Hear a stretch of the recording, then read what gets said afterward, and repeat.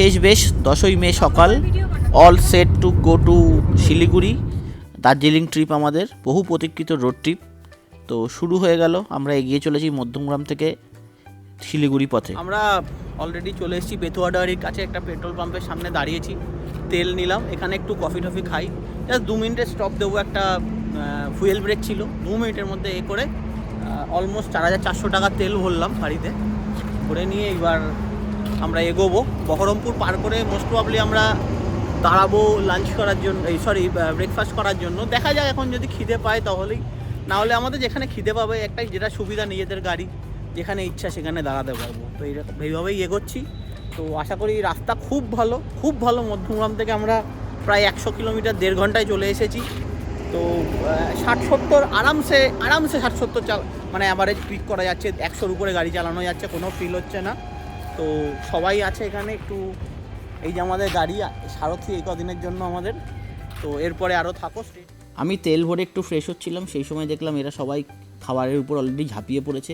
অনেক সকালে যেহেতু উঠেছে, তো 2 ঘন্টার মধ্যে এদেরও একটু খিদে পেয়েছিল। তো আমি বললাম তোমরা খেয়ে নাও, ততক্ষণ গাড়িতে তেল নিয়ে আমি একটুখানি ফ্রেশ হয়ে নিই, তো আবার আমরা এগোবো। এখানের স্টপটা ম্যাক্সিমাম হলে 10 মিনিটেরই ছিল। কৃষ্ণনগর বাইপাসে উঠে গেছি। Toll tax, second toll tax আমাদের, জানি না কত নেবে। প্রথমটা 115, এটা দেখা যাক কত নেয়। রাস্তার কন্ডিশন তো খুবই ভালো, আমরা খুব ভালো স্পিড মেনটেন করে গাড়ি চালাতে পারছিলাম। তো আস্তে আস্তে আমরা বহরমপুর বাইপাসে উঠে পড়লাম। এটা বহরমপুরেরই টোল ট্যাক্স। বহরমপুরের পর থেকে রাস্তাটা, মানে রাস্তা একদমই ভালো। তো একটা কথা বলে নেবো, যারা কলকাতার দিক থেকে শিলিগুড়ির দিকে যাচ্ছ, ট্রাই টু অ্যাভয়েড বারাসাত থেকে অর এলস মধ্যমগ্রাম থেকে বড়জাগুলি মোড়। এই জায়গাটার জন্য অলওয়েজ ইউজ করো কল্যাণী হাইওয়ে যেটা রয়েছে, ওটা রাস্তা ভালো। 5-7 কিলোমিটারই বেশি, যেহেতু ভালো রাস্তা, কোনো সমস্যা হবে না 5-7 কিলোমিটারে।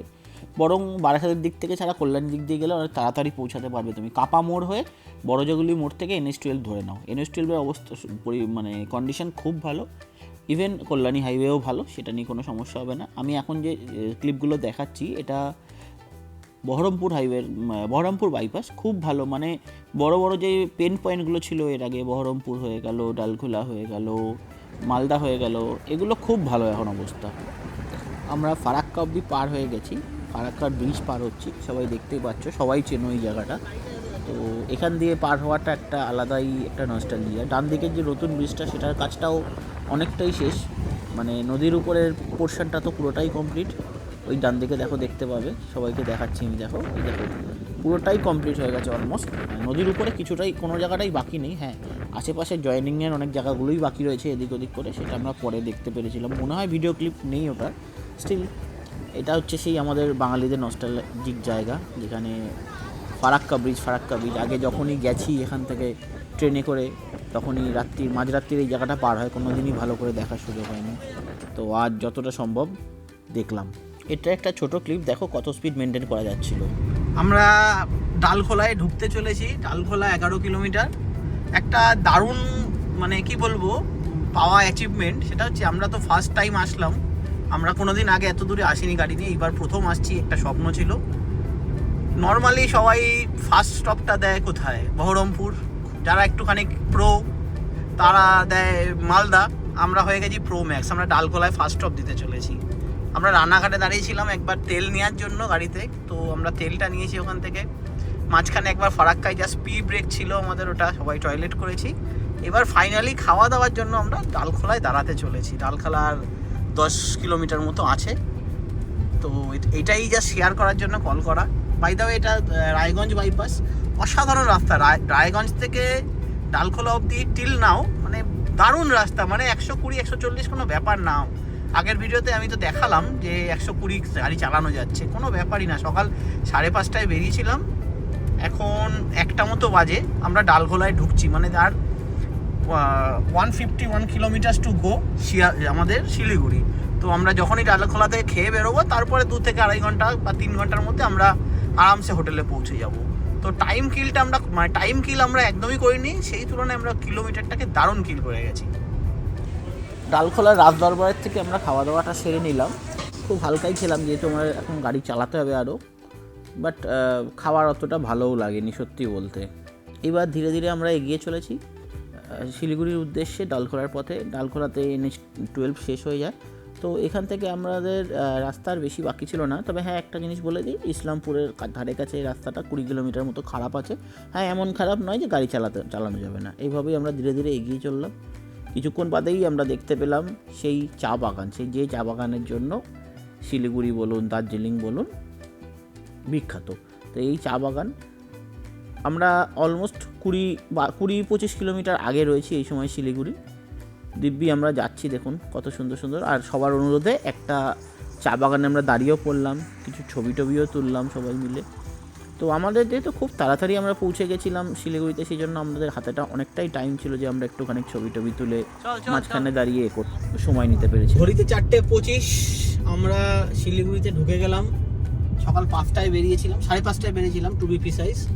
তার মধ্যে আমাদের ব্রেক বলতে দুটো ছোট ব্রেক, পি ব্রেক আর অয়েল রিফিলিং ব্রেক, আর একটা খাওয়া দাওয়ার ব্রেক। আমরা ঢুকে গেলাম, এক্সপেক্ট করিনি যে এত তাড়াতাড়ি ঢুকতে পারবো।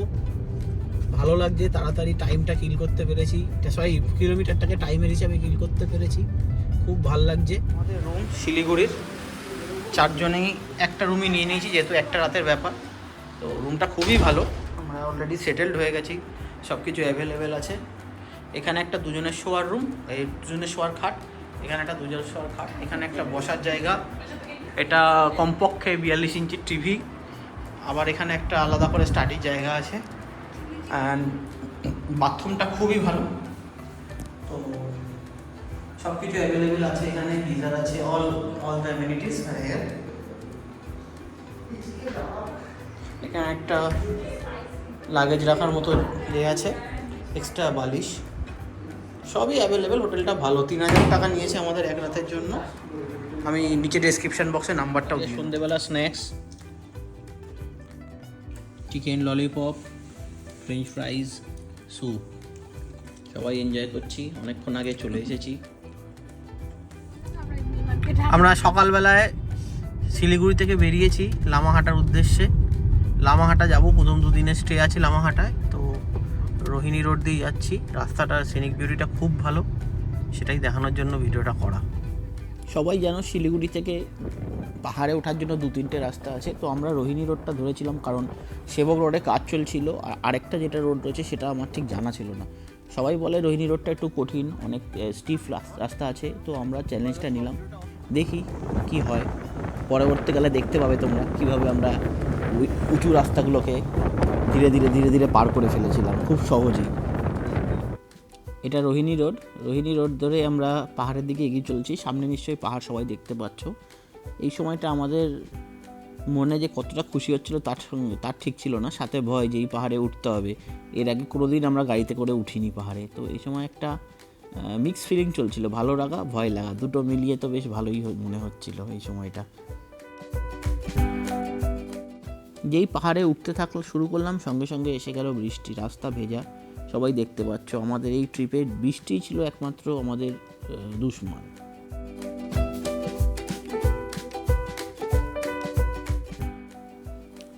দেখো সবাই রোহিণী রোডটা কেমন অ্যাকচুয়ালি। সবাই যে বলে রোহিণী রোডটা কঠিন, স্টিফ, হ্যাঁ সত্যি। সামনে দেখতে পাচ্ছ গাড়ি কোনখানে কোন স্টিফে উঠছে। তো আমরাও এগুলোই পার করে উঠেছি। বিশ্বাস করো ভয় লাগছিল, আবার একটা আলাদা এক্সাইটমেন্টও হচ্ছিল, আবার চিন্তা করছিলাম যে নতুন এক্সপিরিয়েন্সও হয়ে যাচ্ছে।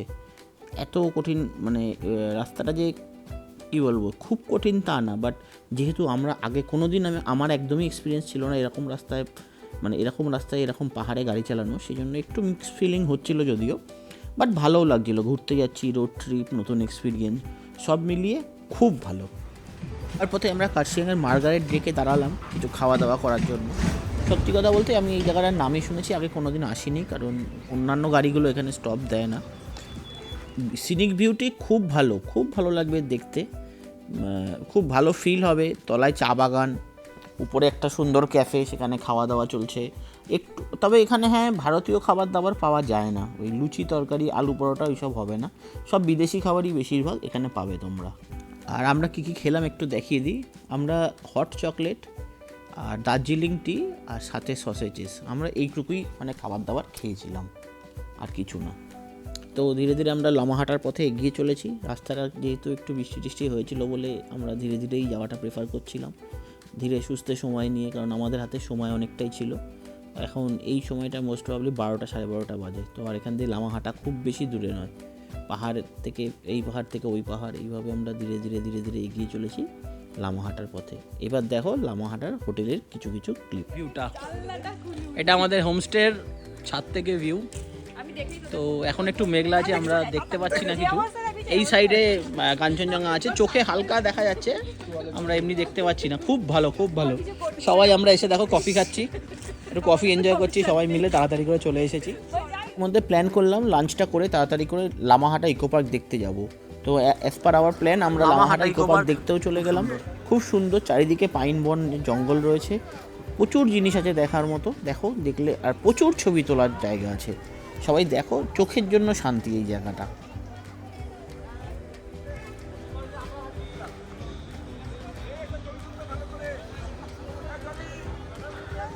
এই জায়গাটা খুব সুন্দর, নিচের দিকে উঠে অল্প একটুখানি চড়াই, সিঁড়ি আছে প্রপারলি। এখানে আই লাভ লামাহাটা লেখা, খুব সুন্দর।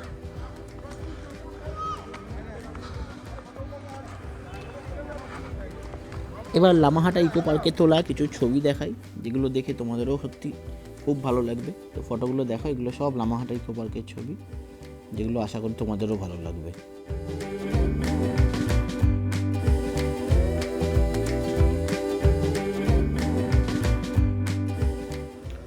গুড মর্নিং সবাইকে। নেক্সট ডে লামাহাটা, সকালবেলা উঠে পড়েছি। ওয়েদারটা একদম ফগি দেখো, বাট হ্যাঁ ফিলিং ওয়েল, খুব ভালো লাগছে। যে কারণে এসেছিলাম সেটা হচ্ছে পুরো রিল্যাক্সেশন হচ্ছে, সব হচ্ছে। তো খুব ভালো লাগছে। আর কয়েকটা ইম্পর্টেন্ট কথা সেটাও বলছি।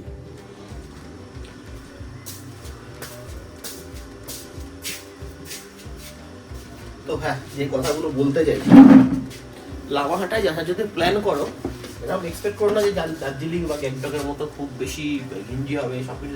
এখানে কিন্তু প্রকৃতিকে এনজয় করতে আসা, চারিদিকে ভালো দেখতে পাবে, ভালো লাগবে, কেউ কোলাহল নেই। রাত্রিবেলায় আমরা এখানে বসে এই জায়গাটাতেই ঠিক বসে আমরা 4 জনে প্রায় 2 ঘন্টা আড্ডা মেরেছি। শুধু মাঝে মাঝে কয়েকটা গাড়ি যাচ্ছে রাস্তা দিয়ে, আদারওয়াইজ শান্ত শিষ্ট। পাখির আওয়াজ শোনা যাচ্ছে সকালবেলায়, রাত্রিবেলায় একটা ঝিঝি পোকার আওয়াজ রীতিমতো শোনা যাবে, এরকম জায়গা। তো ভালো, খুব ভালো। মানে যদি চাও যে শান্তির মধ্যে কেউ ডিস্টার্ব করবে না, একটা ভালো একটা দেখে, ভালো একটা কি বলবো হোমস্টে দেখে তুমি আসতে পারো। আমরা যেখানে রয়েছি এই ডিটেলস আমি দিয়ে দেবো।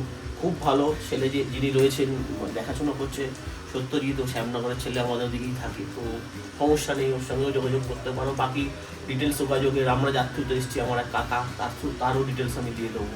তো যেখান থেকে খুশি করতে পারো।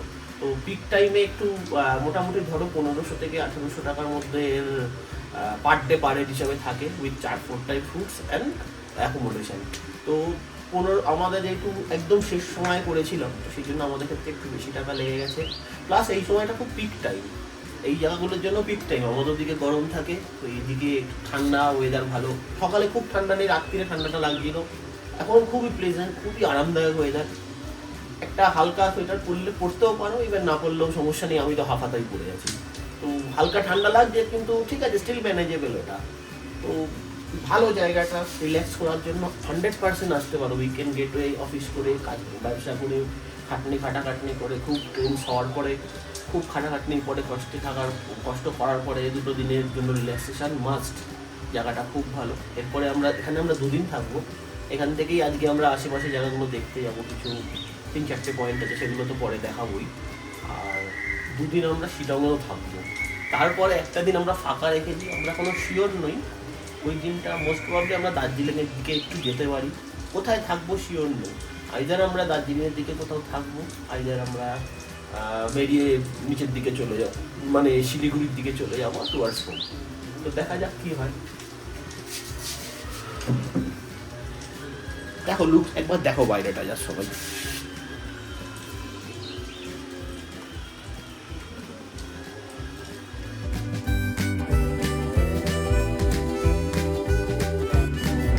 সকালবেলায় ব্রেকফাস্টটা সেরে আমরা এগিয়ে পড়লাম সাইট সিন দেখার জন্য। তারতিনচুলের চাকদা, এই ভিউ পয়েন্টগুলো দেখার জন্য এগিয়ে চললাম।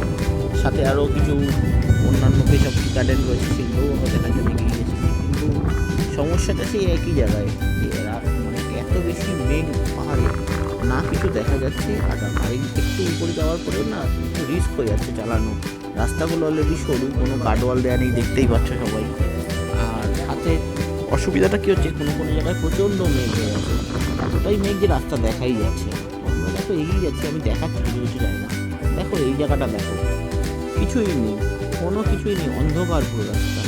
তো এইসব জায়গায় আলটিমেটলি আমরা না তিনচুলে দেখতে পেয়েছিলাম, না তাকদার ভিউ পয়েন্ট দেখতে পেয়েছিলাম। এগুলো আমরা কিছুই দেখতে পাইনি শুধুমাত্র এই মেঘের জন্য।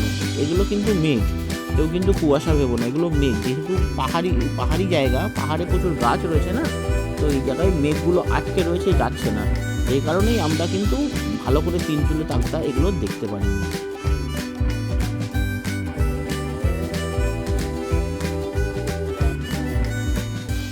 এরপর চলে গেলাম পেশক টি গার্ডেন। পেশক টি গার্ডেনের ভিউটা দেখুন, এরকম আমরা ছবি টবি তুলেছি, কিছু ছবিও দিয়ে দিলাম দেখার জন্য যে আমরা এরকম এরকম ছবি তুলেছি। তো এটা ভালো, এই জায়গাটা বেশ ভালো, এখানটা পরিষ্কারও ছিল, আমরা দেখতে পেরেছিলাম। এটাই দেখে আমাদের হোটেলে ফেরত আসতে হয়েছিল, কারণ বাকি ভিউ পয়েন্টগুলো আমরা গেছিলাম কিন্তু দেখতেই পাইনি ডিউ টু এক্সেসিভ ক্লাউড। ইতিমধ্যে সন্ধে হয়ে গেছে, আমরা তো বাড়ি ফিরে এসে একটু রেস্ট নিলাম সাইট সিনগুলো দেখে। তো সন্ধেবেলা স্ন্যাক্স দিয়েছে, এটা আলুর পকোড়া, কালকে পেঁয়াজি দিয়েছিল, আজকে আলুর পকোড়া, বেশ এরকম সাইজের দিয়েছে। এটা 4 জনের টোটাল আমাদের বাই দ্য ওয়ে। তো খাবার দাবার তো ভালো, প্লাস আমাদের জিজ্ঞেস করেও নিচ্ছে আমরা কি খেতে চাই, এটা একটা best part. So good morning, আজকে তৃতীয় দিন আমাদের লামাহাটাতে। তো আমরা সকাল সকাল উঠে গেছি, আজকে একটু রোদ্দুজ্জ্বল আছে, 3 দিনের মধ্যে আজকে একটু রোদ পাওয়া গেছে দেখছি, আদার্স বাকি দিনগুলো তো খুব খারাপ ছিল। তো আজকে বেরিয়ে আমরা শিটংয়ের দিকে চলে যাব। আজকে জাস্ট ঘুম থেকে উঠেই ভাবলাম যে একবার রুমটা দেখিয়ে দিই, হোটেলটা দেখিয়ে দিই। This place is beautiful, proper weekend gateway. আগে প্রপারলি কেউ চাও যে হ্যাঁ 2 দিন রিল্যাক্সেশনের জন্য, খুব ভালো। আমি একটু আশপাশটা দেখাচ্ছি এবার, ওকে। এটা হচ্ছে, এদিকটা হচ্ছে কার্শিয়াংয়ের দিক, আমরা এদিক দিয়ে এসেছি, রোহিণী রোড দিয়ে উঠে আমরা এটা দিয়ে এসেছিলাম। এটা টুয়ার্ডস তিস্তা বাজারের দিকে চলে যায়, মানে এটা দিয়ে তুমি এদিক দিয়ে চলে যেতে পারবে কালিম্পংয়ের দিকটাতে। তো আমরা এদিকেই আজকে যাবো, শিটংয়ে যাবো যেহেতু। তো এটা আমাদের রুম, এটা হোমস্টে। সব আশেপাশে এরকম বিল্ডিং আছে, বাট স্টিল এগুলো হোমস্টে সব। তো এখানে পরপর যা দেখছো সবই হোমস্টে, এগুলো সব জায়গাতেই হয়ে যাবে। তো আমরা যেখানে আছি আমি ডিটেলসটা দেখিয়ে দিচ্ছি, ফোন নাম্বারও থাকবে, এখানে লেখাই আছে ফোন নাম্বার। সো এটা বাইরু স্টেতে আছি আমরা। তো এবার একটু ভেতরটা দেখাই, সবকটা রুম দেখানো সম্ভব না যেহেতু এটা হোমস্টে। এখানে খুব বেশি রুমস অ্যান্ড অল নেই, এখানে 5টা রুম অ্যাভেলেবেল, 1টা 2টো 3টে, আর ওই পেছন দিকটায় 2টো রুম আছে আরও। তো এখানে ঢুকেই এই আমাদের গাড়িটা এখানেই রাখা আছে, এখানে এদের পার্সোনাল গ্যারেজ। তো এদের নিজেদের যেহেতু কোনো গাড়ি নেই, তো আমাদের এখানে গাড়িটা রাখতে দিয়েছে, আমাদের সেফ আছে গাড়িটা, কারণ 2 দিন বৃষ্টি হয়েছে। দেখো গাড়িতে একটু জলও দেখতে পাবে, এগুলো ছাট লেগেছে আর কি, এই যে নর্মাল, ঠিক আছে। তো এদের মেন পার্কিং লটটা যদি দেখো, সেটা হচ্ছে এখানে খোঁজা এসে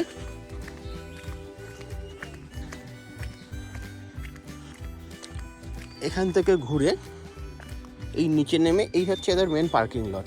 দেখো এখানে নিচে দেখলে ওনারদের বাকি আছে, এখানে পার্কিং লট আছে, আর দিস আর দ্য রুম। তো উপরে বেস্ট ভিউ রুমগুলো গেমসে প্রোভাইড করা হয়।